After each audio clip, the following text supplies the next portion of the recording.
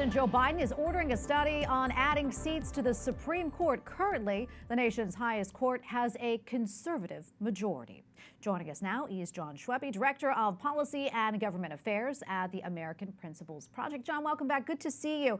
So the president is forming a commission to take a look at expanding the Supreme Court. What exactly does that mean? And what do you think the end game is here? What would be the potential implications, of adding more justices?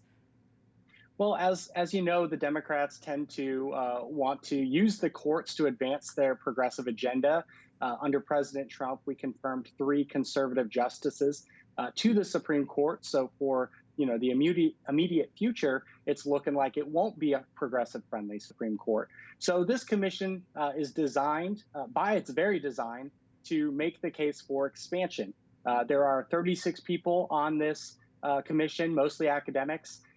According to Ilya Shapiro, a 3-to-1 ratio of progressives. Obviously, the goal here is to start to make the electoral case to the American people for doing something that would radically change the way we look at the Supreme Court, make it into a much more progressive body, and it would be dangerous for this country. Jon, I want to switch gears just a little bit here. Yesterday, President Biden, as you know, announced some gun control measures. He also named David Chipman as his pick to lead the Bureau of Alcohol, Tobacco, and Firearms and Explosives, also known as the ATF. What can you tell us about David Chipman? Chipman is a radical, unfortunately, especially when it comes to the issue of the Second Amendment, of the right to bear arms. He very much is in favor of extreme gun control measures.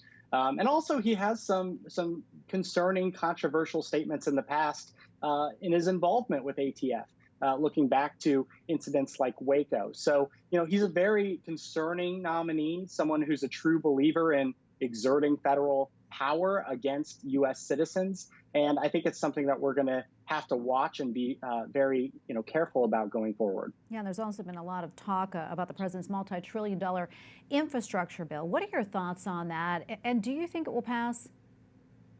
I think ultimately it will, but they have to be careful here. One of the things, the Democrats are including so many radical, progressive provisions in there that they're making it where the Republicans just can't support it. There's just no ability for it.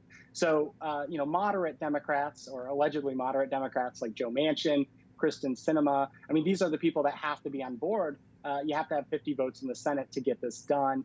So, they're trying to make the case right now that everything under the sun is infrastructure, to sell this to Manchin, to Sinema, and to the American people. I do think they will ultimately get something across the finish line. And unfortunately, it's going to be a lot of progressive stuff and not a lot, to do with roads and bridges. Yeah.